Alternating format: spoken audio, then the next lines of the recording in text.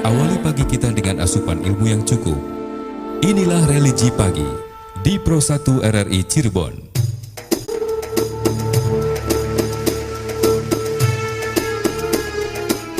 Assalamualaikum warahmatullahi wabarakatuh. Pendengar Pro 1 khususnya pecinta religi pagi, untuk edisi hari ini, hari Rabu tanggal 16 November 2022.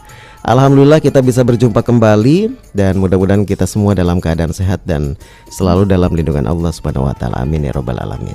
Pagi ini sampai nanti pada pukul 5:55 waktu Indonesia Barat, kita akan membahas tema tidak boleh taat kepada makhluk selagi makhluk bermaksiat kepada Sang Kholik. Pagi ini sudah hadir, alhamdulillah, ada Ustadz Nasuha SAG MESY, penyuluh agama Bimas Islam Kemenag Kota Cirebon, dan juga Dai Kamtibmas Polres Cirebon Kota. Assalamualaikum Ustadz. Waalaikumsalam warahmatullahi wabarakatuh. Bagaimana kabarnya Ustadz? Mudah-mudahan sehat.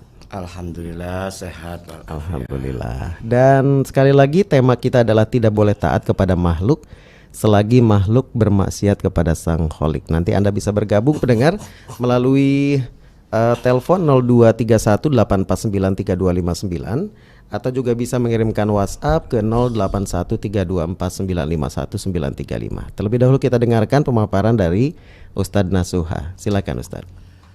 Assalamualaikum warahmatullahi wabarakatuh. Waalaikumsalam warahmatullahi wabarakatuh. Bismillahilladzi an'ama alaina bini'matil imani wal islam. Asyhadu an la ilaha illallah wahdahu la syarikalah, wa asyhadu anna Muhammadan abduhu wa rasuluh. Allahumma shalli ala sayyidina Muhammad wa ala alihi wa ashabihi wa barik wa sallim ajma'in. Rabbi shrah li sadri wa yassir li amri wahlul 'uqdatam min lisani yafqahu qawli. Ya Fattah ya Alim, iftah lana futuhal arifin.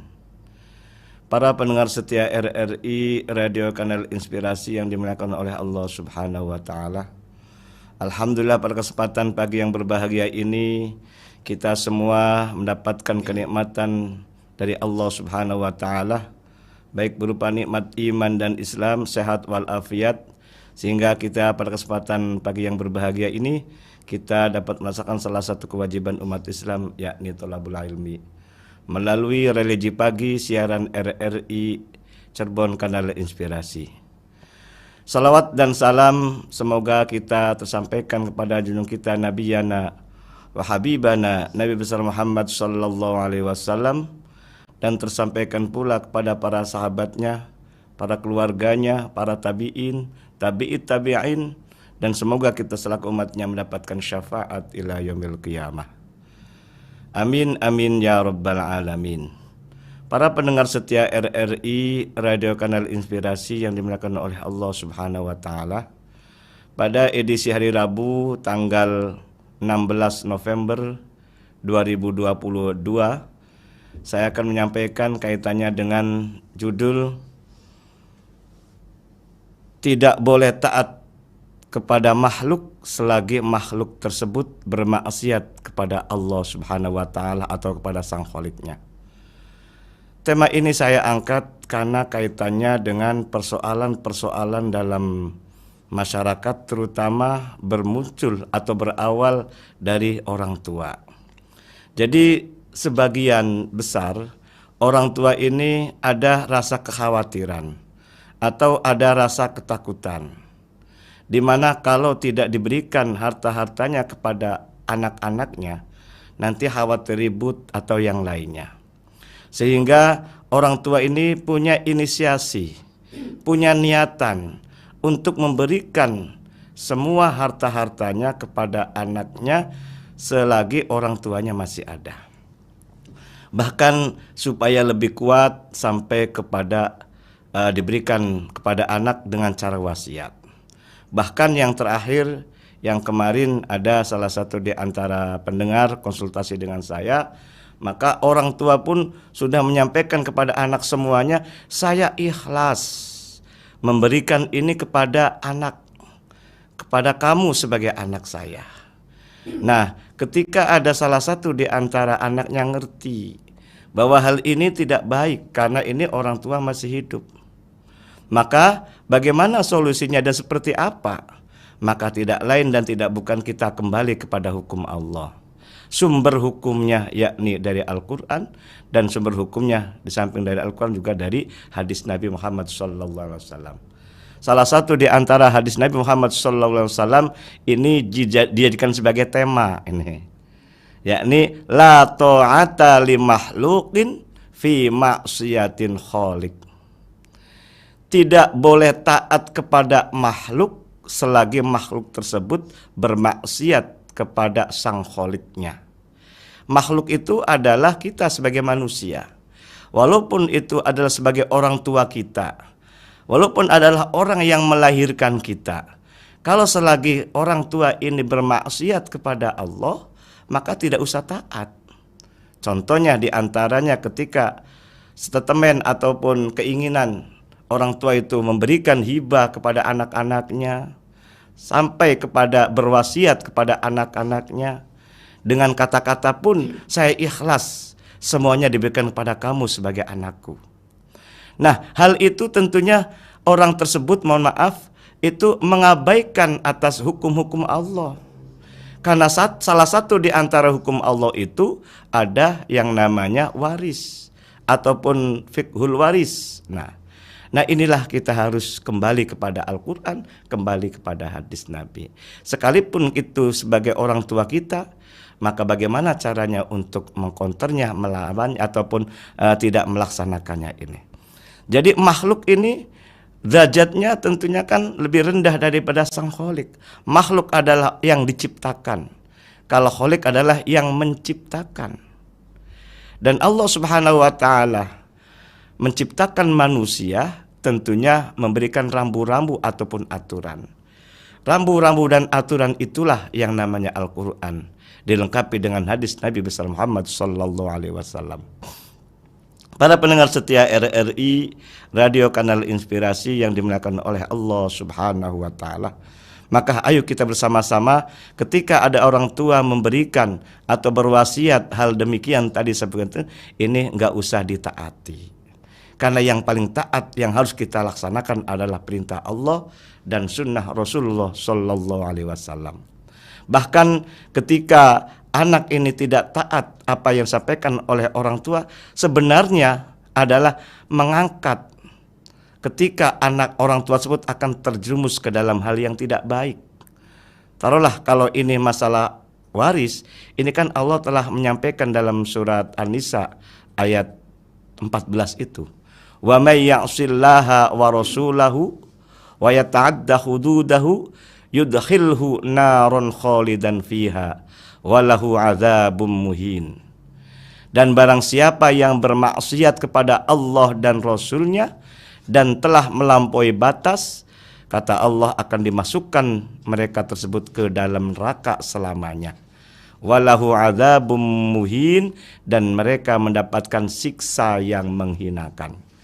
Nah ini ancaman ataupun punishment yang Allah sampaikan ini, kita berarti orang tua dalam artian memberikan hibah atau wasiat ini dalam keadaan mau terjerumus ke dalam lembah yang tidak baik, yakni dalam neraka.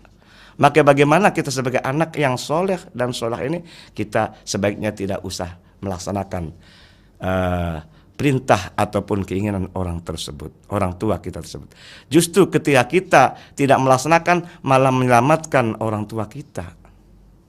Nah inilah yang dimaksud dengan tidak boleh taat kepada makhluk selagi makhluk itu bermaksiat kepada Allah Subhanahu wa ta'ala.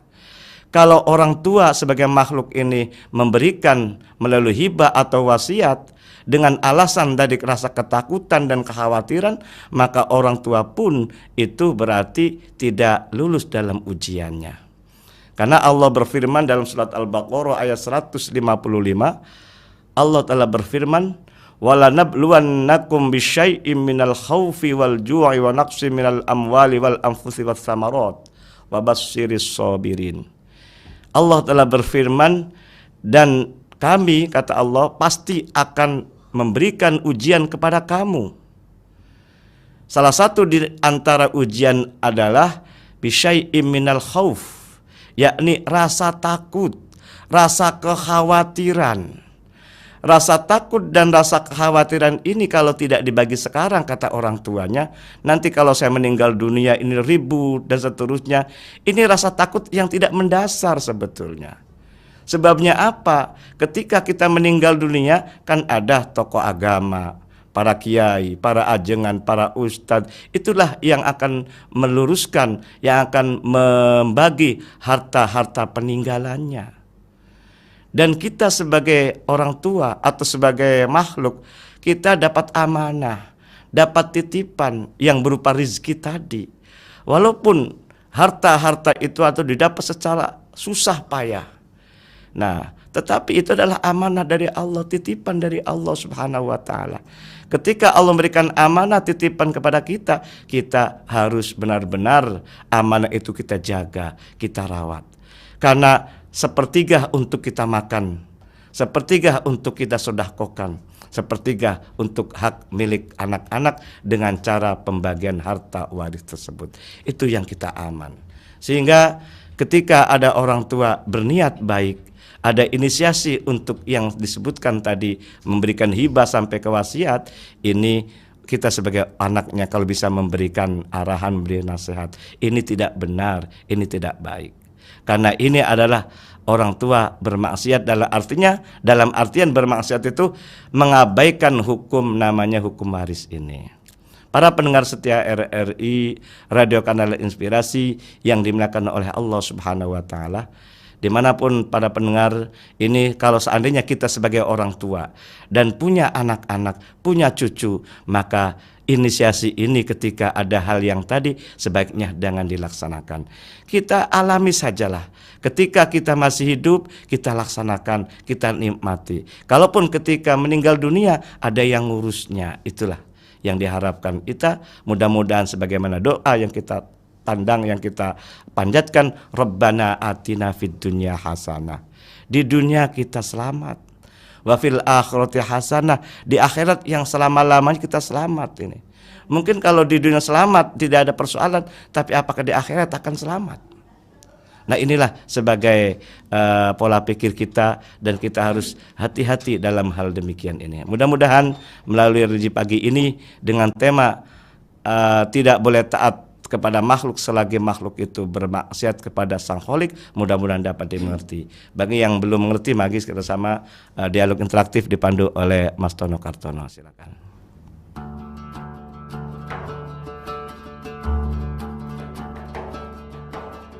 Allah menurunkan cobaan kepada kita agar Dia bisa menguji iman kita. Apakah kita akan sabar ataukah kita akan marah-marah? Dan adakah kita ridho terhadap takdir Allah? Rasulullah Shallallahu Alaihi Wasallam tak kalah menasehati Ummu Al-Ala radhiyallahu an, seraya menjelaskan kepadanya bahwa orang mukmin itu diuji Robnya agar dia bisa menghapus kesalahan dan dosa-dosanya. Selagi engkau memperhatikan kandungan kitab Allah, engkau juga akan tahu bahwa orang yang sabar adalah orang-orang yang dicintai Allah. Sebagaimana firman-Nya yang artinya, dan Allah mencintai orang-orang yang sabar. Quran Surat Ali Imran ayat 146.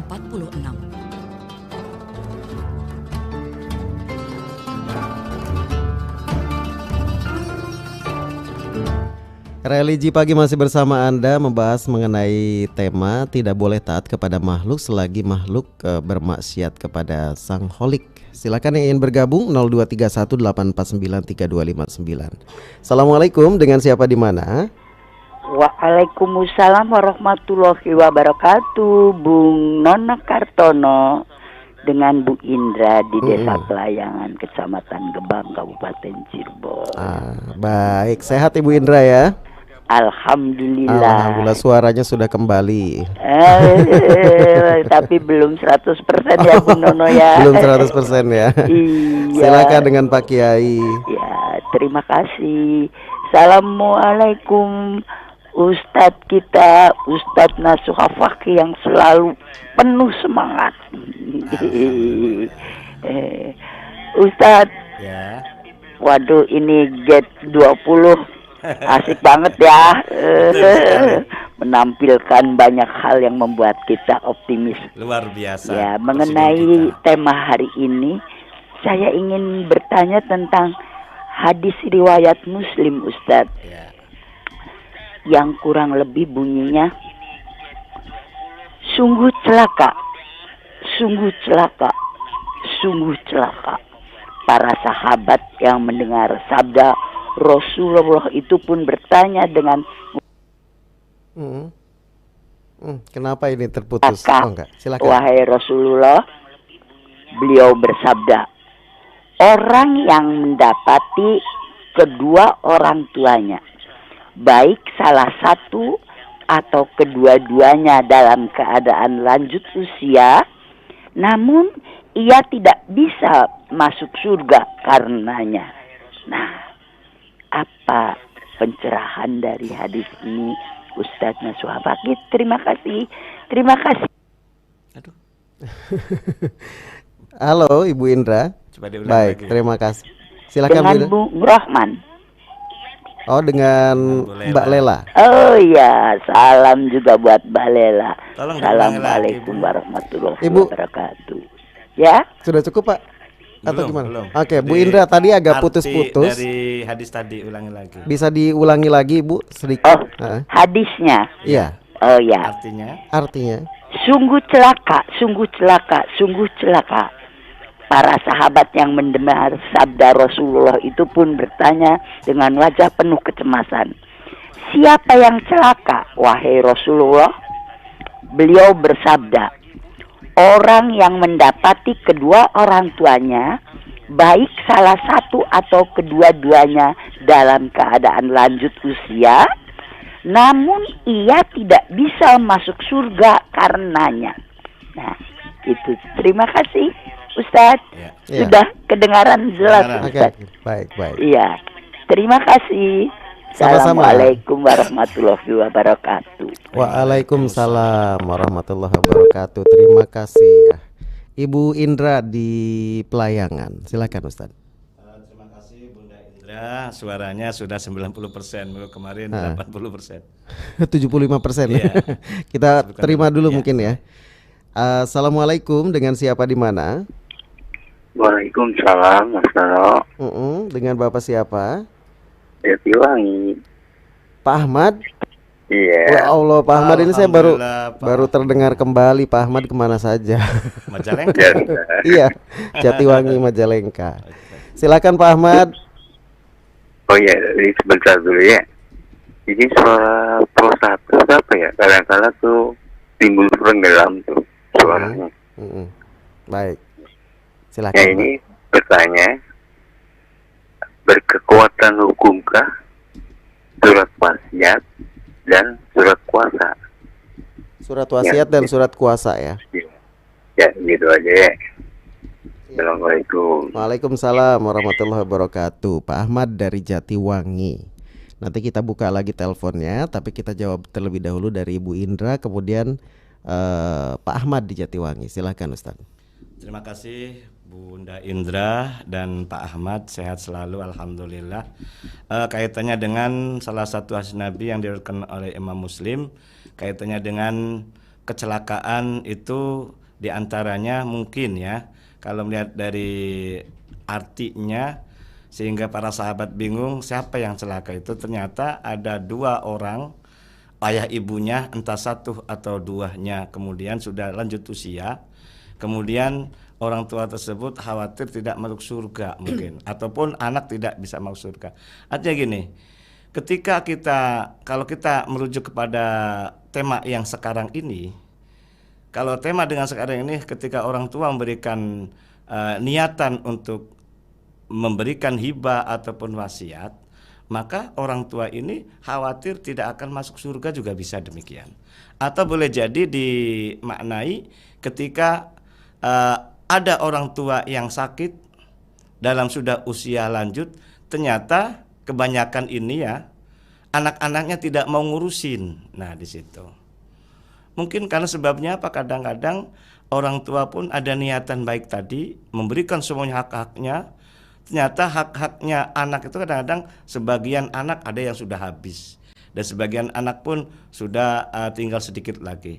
Sehingga ketika orang tua sakit atau tidak mengurusi dan seterusnya, ini berarti ini tidak baik pula, berarti menterlantarkan orang tua walaupun orang tua ini niat baik dan seterusnya.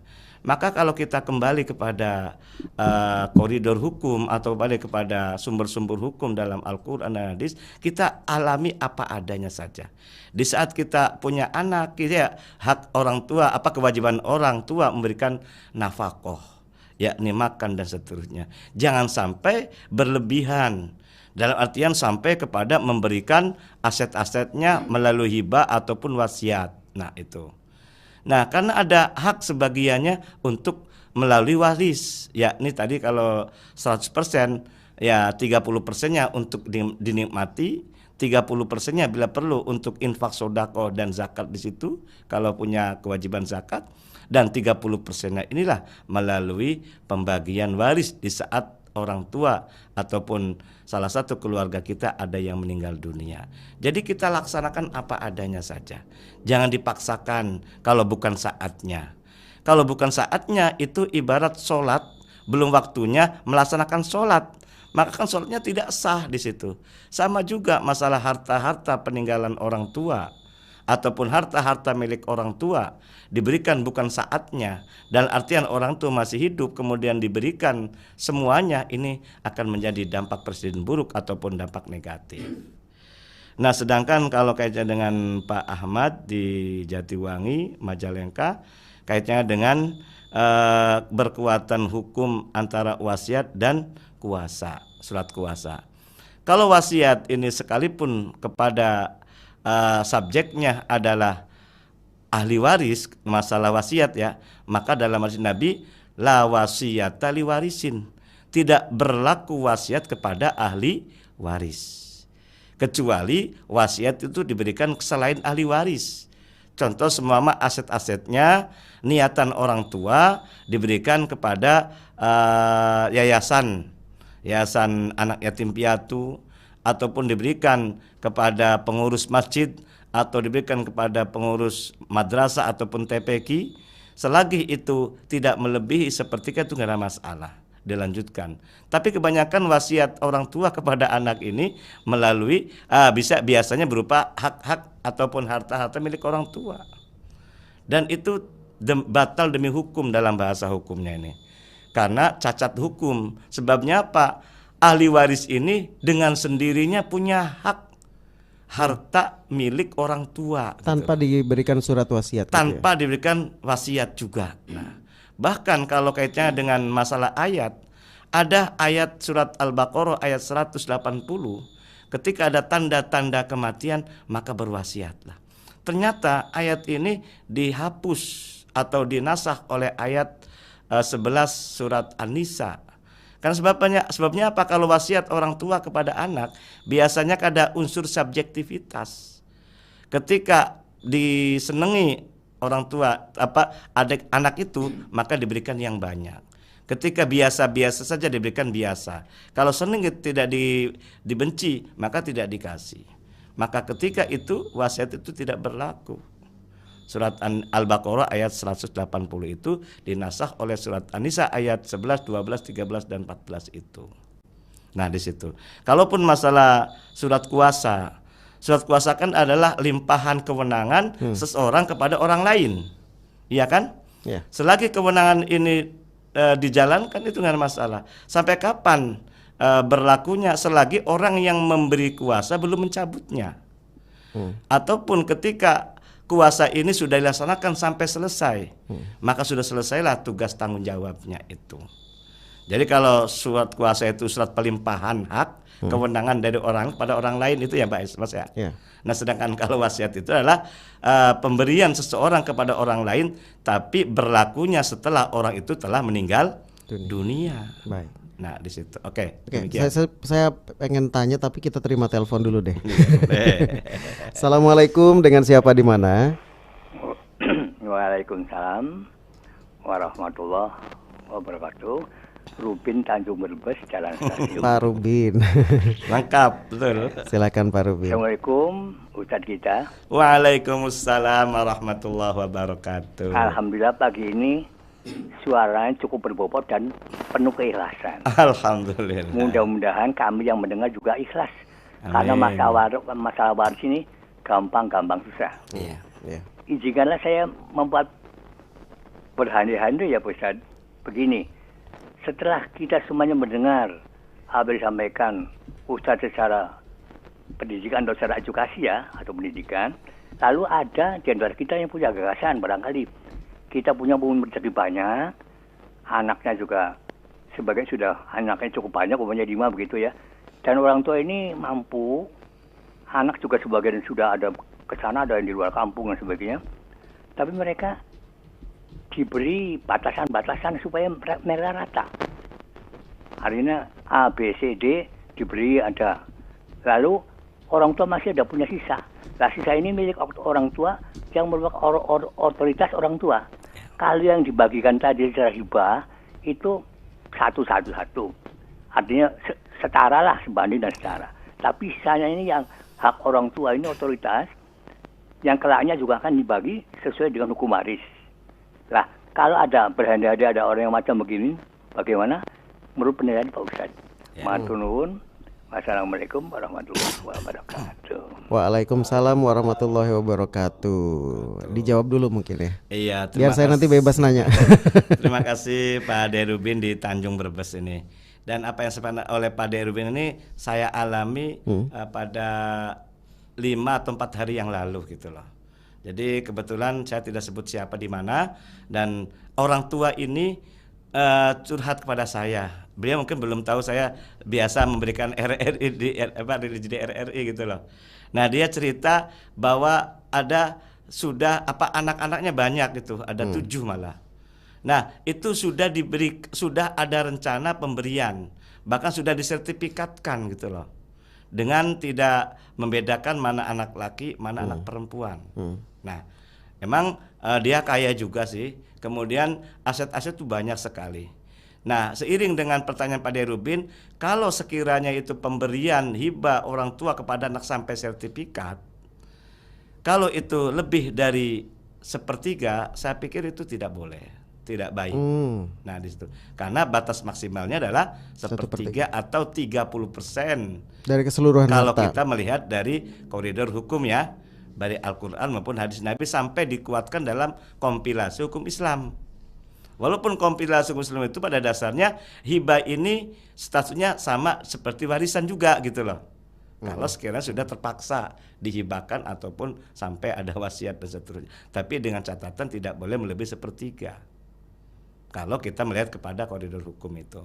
Nah, ternyata orang tua pun masih ada asetnya. Pada juga sama gitu loh.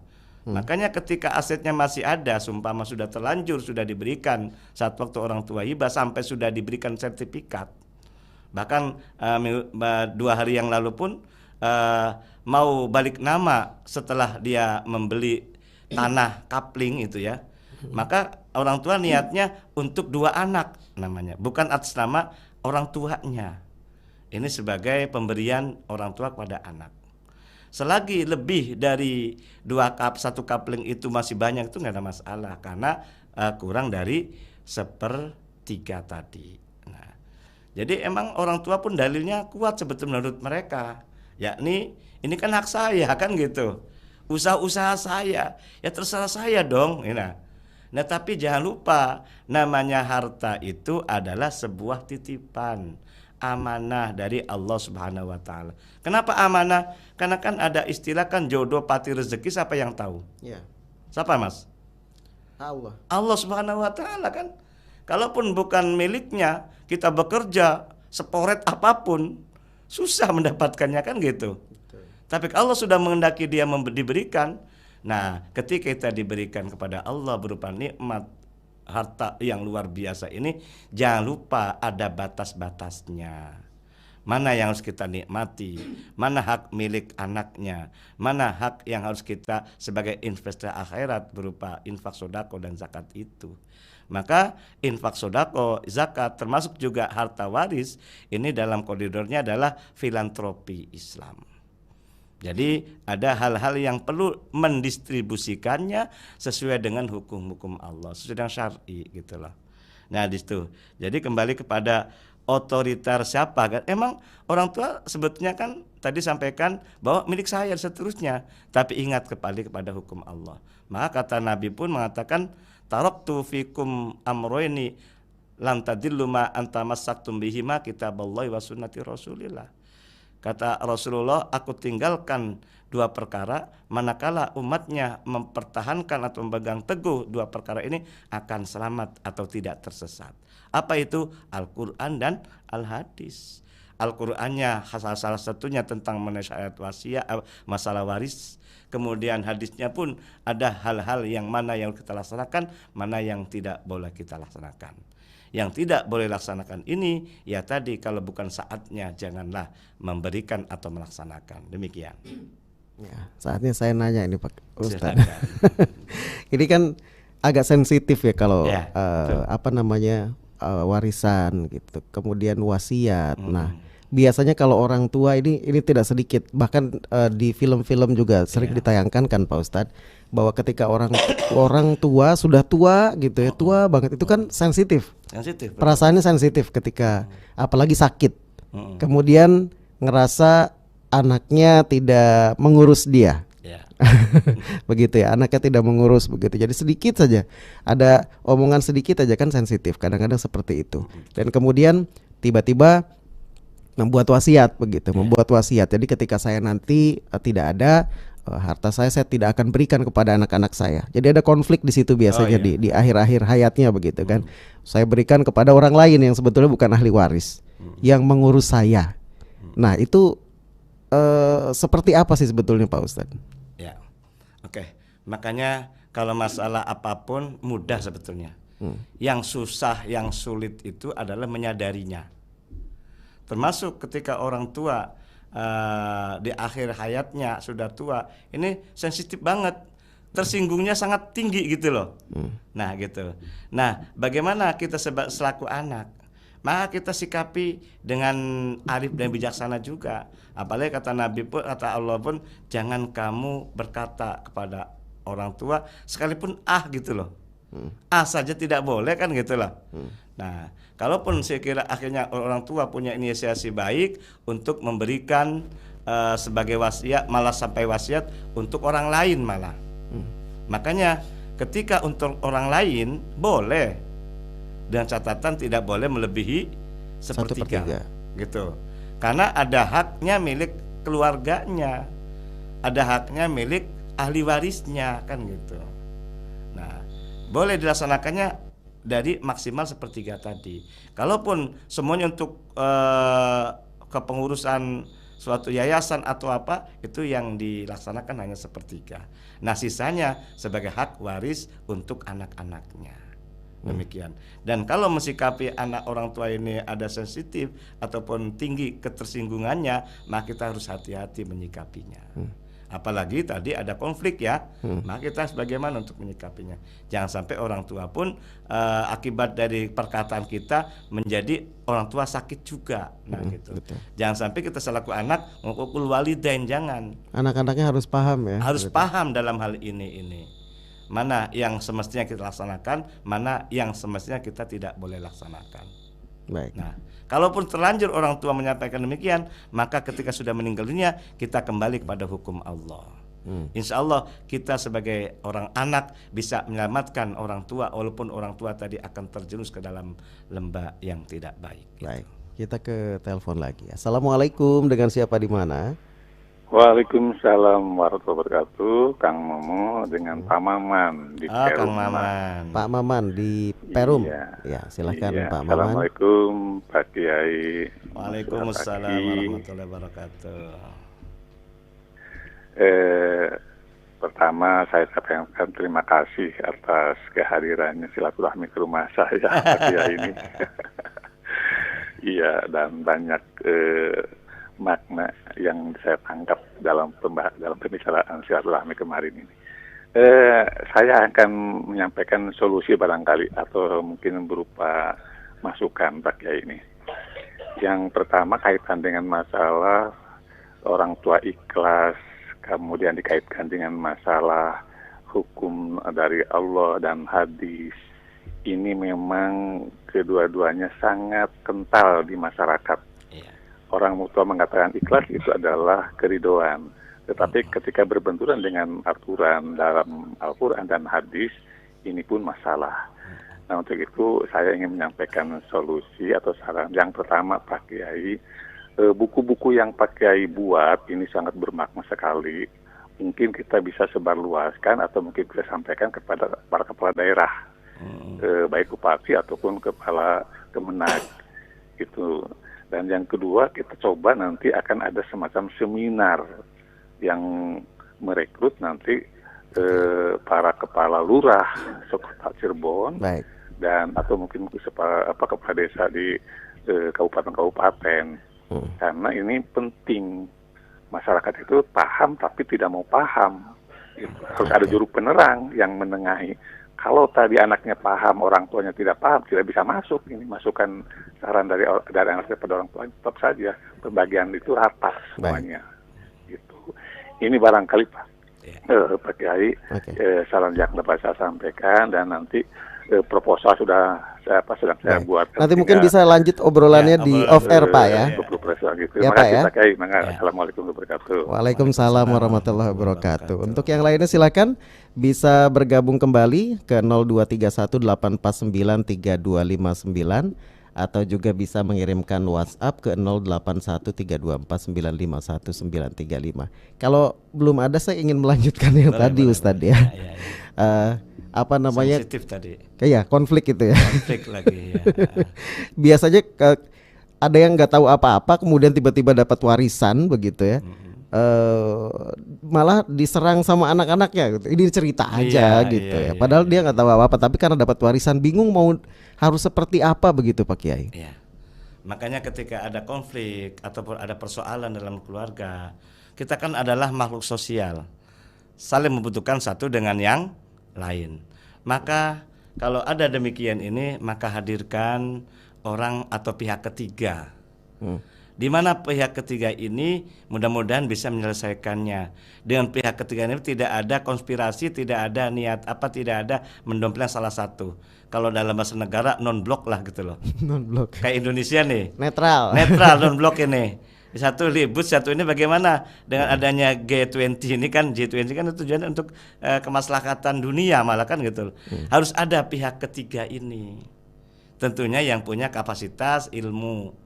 Ya kalau masalah waris, ini kan keluarga kan, pasti konfliknya gara-gara waris juga, gara-gara harta milik orang tuanya kan gitu loh.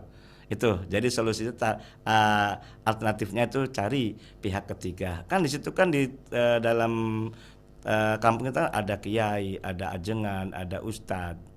Ketika sekiranya itu ada hal yang perlu ditanyakan, konsultasikan, maka segera untuk mengkonsultasikannya kepada orang yang ngerti dia. Jadi jangan menyelesaikan sendiri gitu maksudnya. Fas'alu ahla dzikra fa innahum la ya'lamun, itu kalau salah di ayat itu gitu.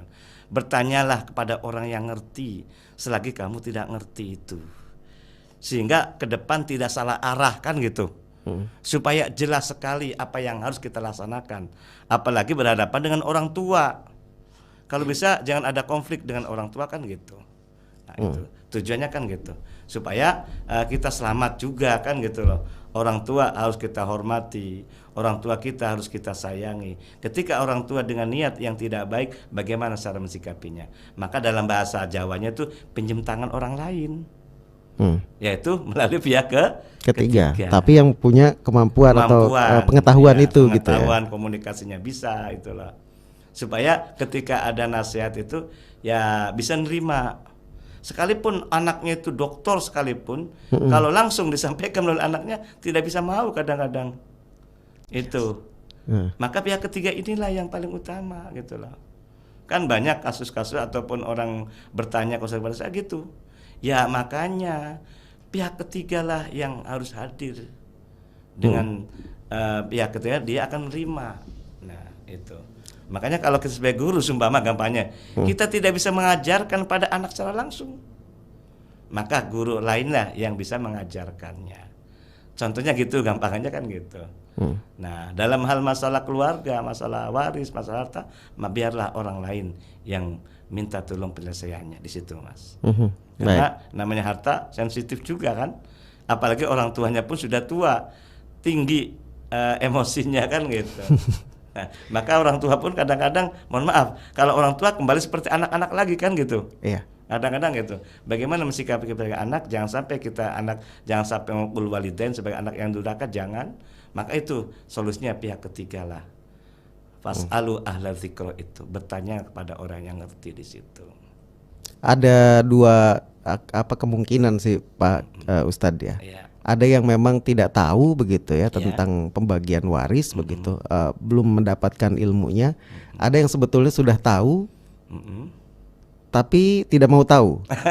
Maksudnya tidak kalah begitu dengan ilmu yang dia dapatkan, tapi kalah dengan ego ya, kemauan. Iya, karena setinggi apapun pendidikan, ketika dia sebetulnya paham begitu dengan hukum waris, tapi ada juga begitu ya sebagian, walaupun tidak semua, yang mungkin juga tidak melakukan ilmunya tersebut yang dia ketahui. Ya makanya kalau kita sebagai analoginya, manusia ini bagaikan motor kan gitu loh. Dimana motor baik itu remnya bagus, ya mesinnya bagus, gasnya juga bagus kan gitu. Manusia pun rem ibarat apa? Keimanannya. Ya, mesin apa? Ilmunya kan gitu loh. Egonya apa? Adalah gasnya kan gitu. Nah, ketiga komponen ini harus seimbang, seirama kan gitu. Ilmuannya bagus orang tua, manusia itu. Kemudian egonya tinggi, ya manusia kan tinggi kan. Jangan lupa keimanannya sebagai remnya itu. Makanya religi ini kan, agama kan harus ada. 24 jam ini RRI benar sudah ada religi ini kan gitu. Nah, ini untuk sebagai rem kita ketika ada hal-hal yang tidak baik. Kembalikan pada Al-Qur'an dan Al-Hadis. Jangan ego yang paling tinggi. Betul. Dan ketika kita juga ada salah satu pendengar, mohon maaf ya, dan juga ada konsultasi pun, ketika dia tidak sesuai, berseberangan dengan apa yang diinginkan, saya masuk dari dalamnya karena dia juga mengundang saya. Ketika berikutnya diundang oleh saudaranya, bahasanya dia apa? Pak Nasuha, tolong jangan menjadi pahlawan, katanya. Waduh. Sampai gitu. Padahal kembali apa dalam Al-Quran, melalui hadisnya dan seterusnya. Karena egonya tidak tersampaikan kan gitu. Nah itu. Makanya ketiga komponen orang itu harus ada dan harus seimbang, antara keilmuan, antara nafsu, dan yang keutamanya adalah masalah keimanan. Harus seimbang ya. Keimanan ini adalah rem ini kan gitu. Jangan terjerumus lah gara-gara ilmunya tinggi, tidak punya iman juga salah gitu loh. Karena semuanya kan didasari dengan ego semua. Nafsu ego tuh. Ya, gimana nafsunya? Kan manusia ada banyak nafsunya. Nafsu mutmainnah yang harus kita miliki, bukan nafsu lawamah dan nafsu yang lainnya kan gitu. Nah, ini religi paginya inilah untuk memberikan pencerahan untuk semua para pendengar itu. Dan tidak sedikit juga ada yang ilmunya sedikit tapi melakukan syariat Islam. Oke, baik Pak Ustadz, sebagai penutup silakan. Oh gitu. Terima kasih para pendengar dan Mas Tono Kartono. Mudah-mudahan di pagi hari ini kita mendapatkan pencerahan. Dan mudah-mudahan juga ketika hal-hal yang perlu dipertanyakan, silakan fas'alu ala dzikra tadi. Bisa melalui WhatsApp atau yang lainnya, melalui saya langsung nggak apa-apa ke 085 314 450 193, sehingga bersambung melalui Japri. Terima kasih, kurang lebihnya mohon maaf, dan mudah-mudahan kita semua selamat baik di dunia maupun dan di akhirat. Doa kita setiap hari kan, Rabbana atina fid dunya hasanah wa fil akhirati hasanah wa qina adzabannar. Demikian, terima kasih dan mohon maaf. Wal afu minkum. Wassalamualaikum warahmatullahi wabarakatuh. Waalaikumsalam warahmatullahi wabarakatuh. Terima kasih Ustadz Nasuha SAG MESY, penyuluh agama Bimas Islam Kemenag Kota Cirebon. dan juga Dai Kamtibmas Polres Cirebon Kota dengan tema tidak boleh taat kepada makhluk selagi makhluk bermaksiat kepada Sang Kholik. Kami akhiri religi pagi untuk pagi ini. Wassalamualaikum warahmatullahi wabarakatuh. Baru saja usai religi pagi di Pro 1 RRI Cirebon.